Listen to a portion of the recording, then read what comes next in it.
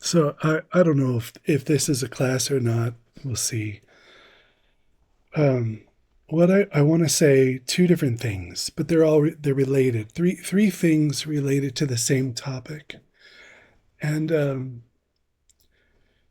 there's I can recognize a spiritual need for the community to go up, and I think that's also starting to happen to people. And but there's also things in the way that I don't yet know how to say, um, that are in the way of going up. And then there's things that need to be in place to go up safely. There's just a lot of little elements. And the first thing I want to say, though, is that one of the best ways to go up is chant. And so I've started reaching out to people. I suspect there are people that are in resistance to chant. Just based on the energy in the room when we do it, it's clear some people are in resistance to it. And I really can understand that. I can. I get that. Especially if you've come in with God and God's really humbled you and grounded you, made you so stable. I could see where chant could be weird to you or bothersome. And so I can really understand that. So I want to, I was hoping, I probably have to reach out to everyone myself, but it'd be so neat if you all reached out to me because would just save me so much effort to think of everyone. It's so hard to think of everyone and reach out to them. Maybe you could save me the work by you reaching to me, just one person. You only have to reach out to one person. If I have to think of everyone, it's a lot. But I'd like to converse with you guys about chant. And I'm sure if there are some things in the way in your consciousness around chant, they're resolvable. I think there would be. Devotion, just devotion chant, I think we can find that as a community. And it's one of the best windows to up that I know of. So I really, really want to encourage you. If you're one of those people, don't make me track you down and figure it out. If you're one of those people in resistance, just let me know. And let me know why, and we'll talk about it. I'm guessing you know, it's hard for me.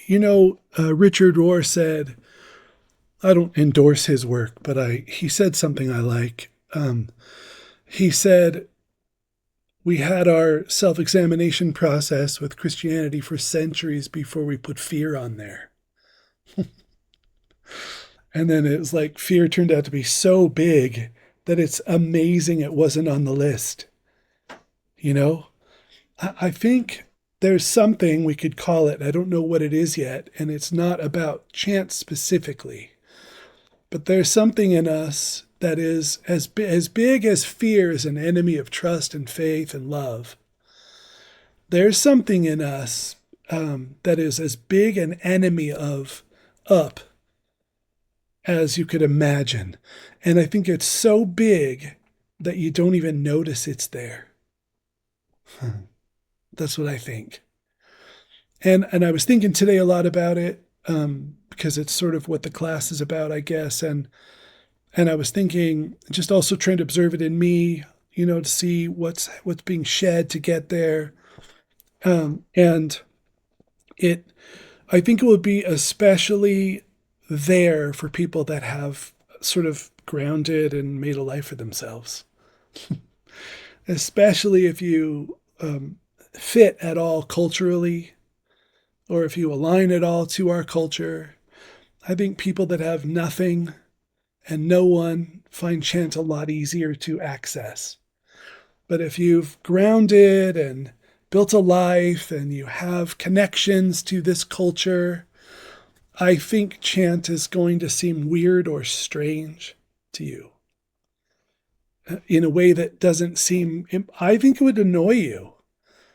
I think chant would annoy you, bother you, bug you, something to sit through, something to gut through it, and because the group's doing it and it's just not my thing. But I don't think that's true. I actually think there's disorder there, But why? The only reason I would tie it to chant is because seems to be one of the things that opens a person to this dimension of God. But if chant isn't there, that dimension of God is still there, and there's still you judging it. Judging it isn't the nothing I'll say tonight is the right language. It's not judging it, but there's still you with categories not open to a whole bunch of what God is. Because you're reasonable, grounded, sensible, practical, non-mystical. And you got to be all those things to pay bills and raise kids and get by. I mean, I'm totally not against those things. I actually have a great deal of those things these days. I love them. But it can be an addiction to, it's an addiction or a habit to think, and then you find God in there too, because God is in that with you. God is in the grounded and the humble and the quiet and the day to day. God, you find God there. So then that's your relationship with God is tied to that. And that's all true, and that is all really good. But God is also other. God is also radical. God is also wild. God is also outside of, beyond, other than. And some window to get there is helpful. And, chant is probably one of the only windows I know. And so if you are one of those people that's not quite really getting it or into it, if you're just putting in the time, please contact me. Let's have a dialogue about it. Let's talk about that. Because the room needs freed from, you need freed from that. And you don't know it. It's one of those parts of God you don't know you're missing until you open up to it. So let's do that with chant. Let's and everyone, please. I'm gonna go to everyone too. I'll take the energy too. But if you're someone that is in that boat, because I sense there are people, I don't know who they are, but I sense that energy. Just reach out to me so it's quick and easy, and let's have a nice dialogue about it, because I think there's neat opportunity for spiritual growth there for everybody. I really think so. So let's do that. Let's get this chant thing we're doing where it's kind of on fire, where it's working for everybody. And also, I would say too, it's right now it's being invented. Your voice may be the thing that needs to be said to make chant whole. There might be an element that needs to be that isn't, and you think, the weird part is okay, but I wish there was more of this. We're in the part of creating our way of doing this. Your voice may very well be that a missing piece that makes it better for everyone. And without dialogue, I would never know. So let's open that up. Let's get that going so we can make this chant vehicle work for everybody. Okay. And then I want to say too about our band. Our band is really lonely for you guys. We really miss you guys. And I think it's similar in the sense that the band has that kind of an effect on people, except I wouldn't say it's up. I would say it's every way you can go. I think the band is way more range than our chant does right now. I think the band can go up. I think it can go down.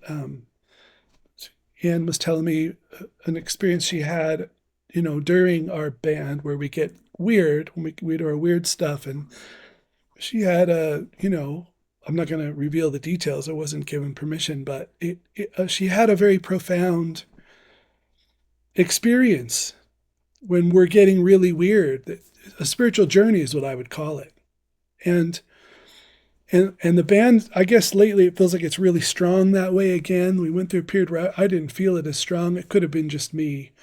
But right now it feels like the band is really strong with For me, it's like if I put it on, there's no way I'm not hitting the void.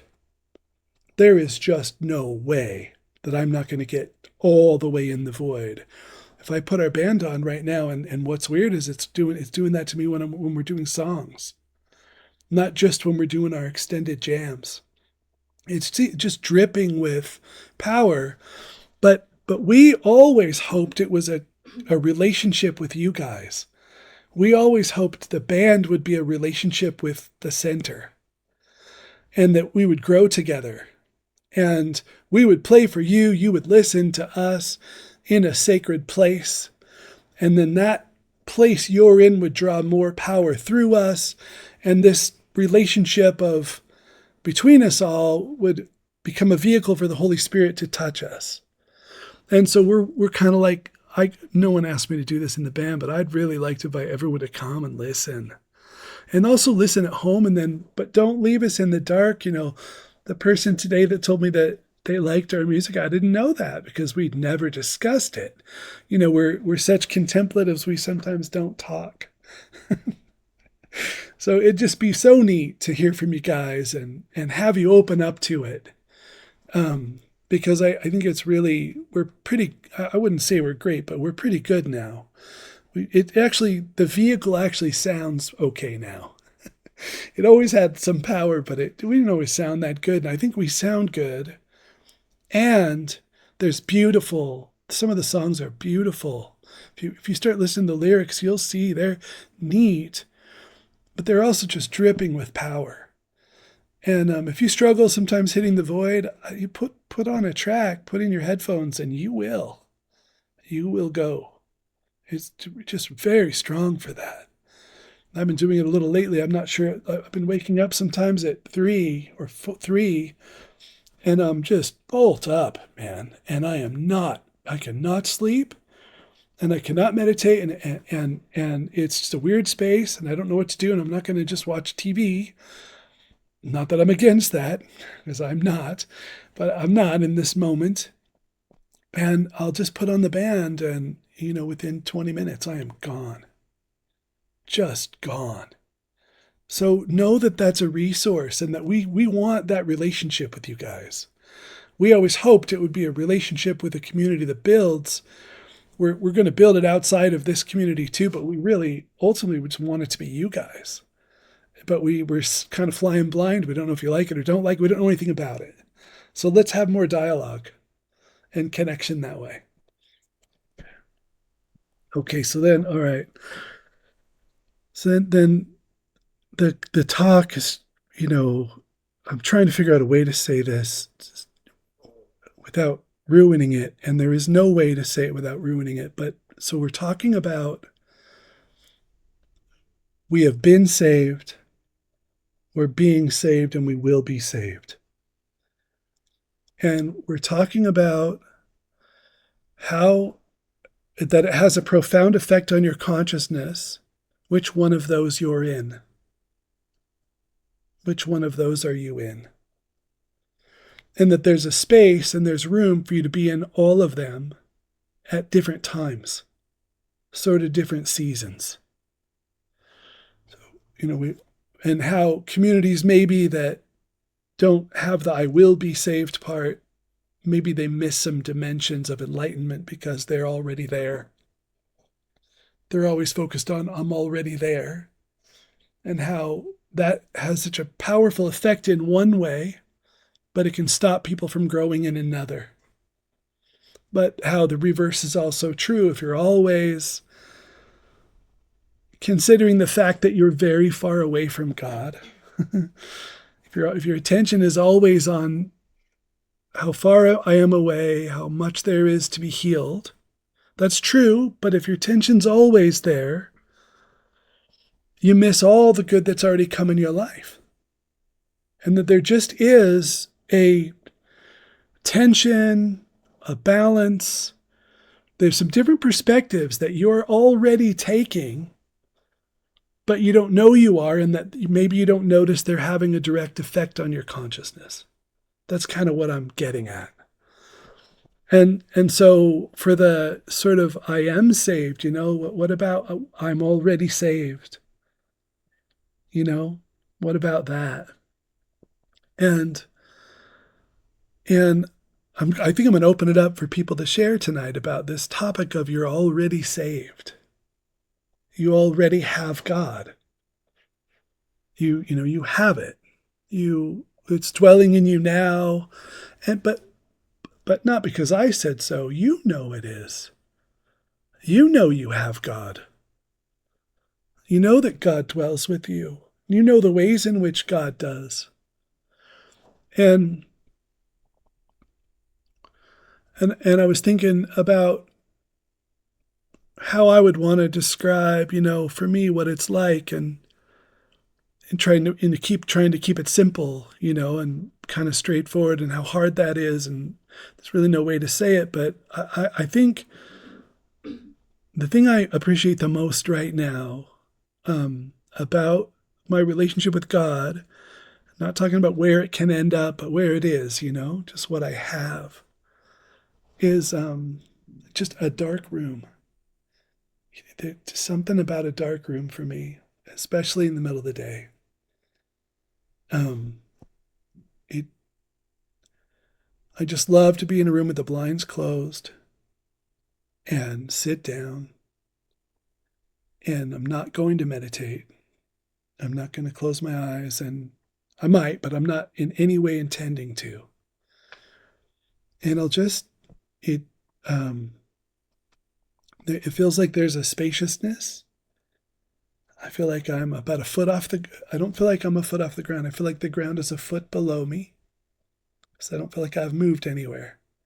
But the earth kind of drops down a ways. And I feel all of a sudden suspended and supported not by the earth, but by spaciousness.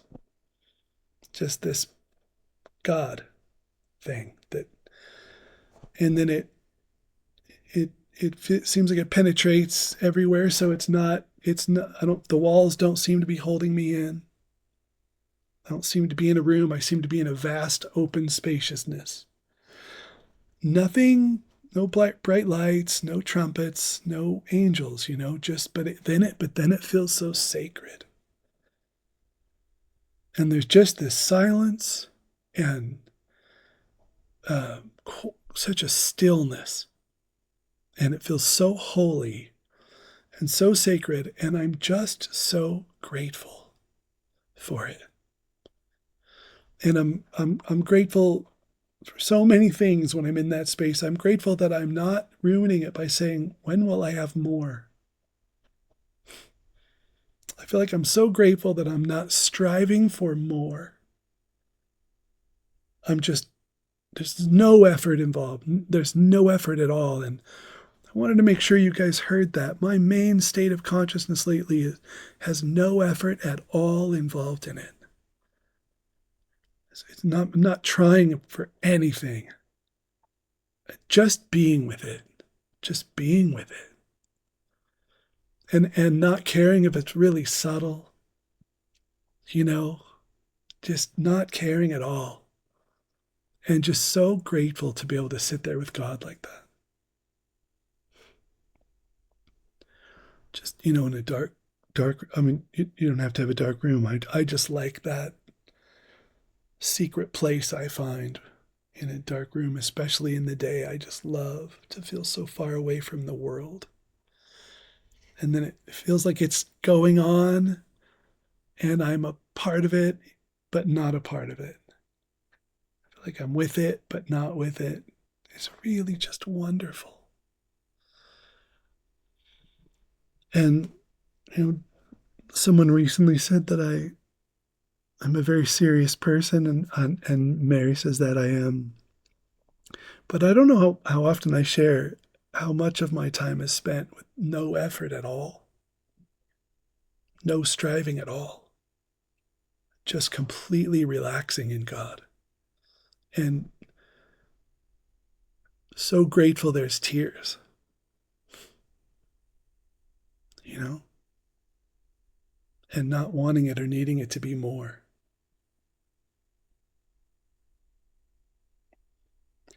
And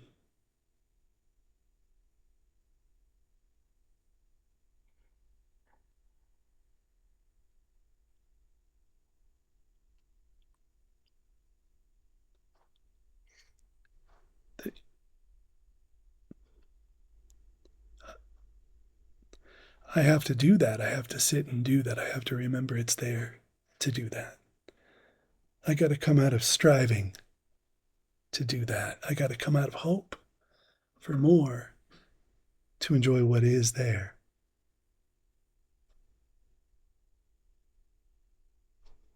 And it's there, and it could be there all day, and you could hardly notice if you didn't notice. Just, and I don't, and I say this to myself. I thought I better tell these guys, but it's not an affirmation. I'm not trying to make it happen with my words. It's more a statement of what is. I say I'm already in union with God. I am one with God. I'm not trying to make it happen. It's not anything new agey in that way. But it's there. It's already there.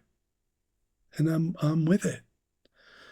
And I don't have to, I'm not trying to make it happen when I say that, but something about just stating the obvious makes the obvious more apparent.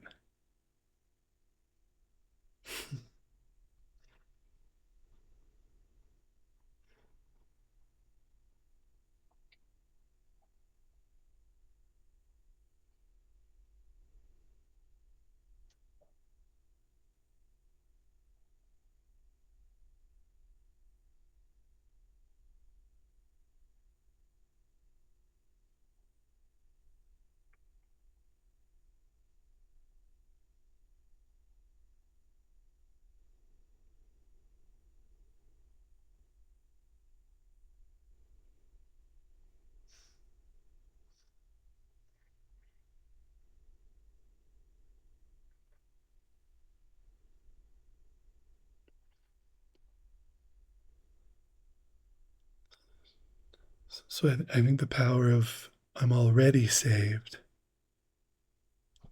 is you're putting down striving for more. There's a place for that too. I do that too. Putting down hope for more.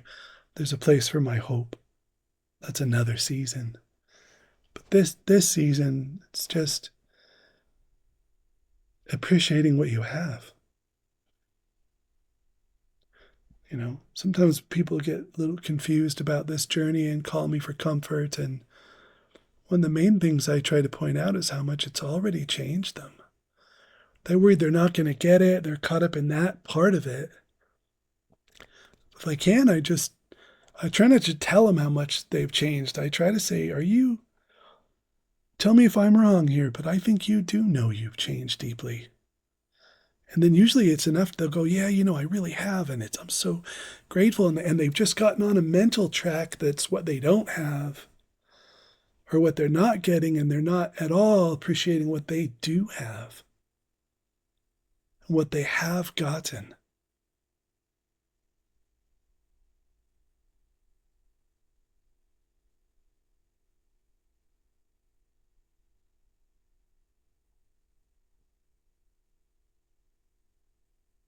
And there's worship in that.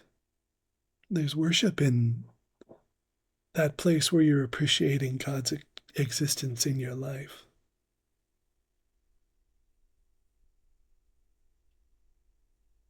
There's worship and there's relationship, there's gratitude.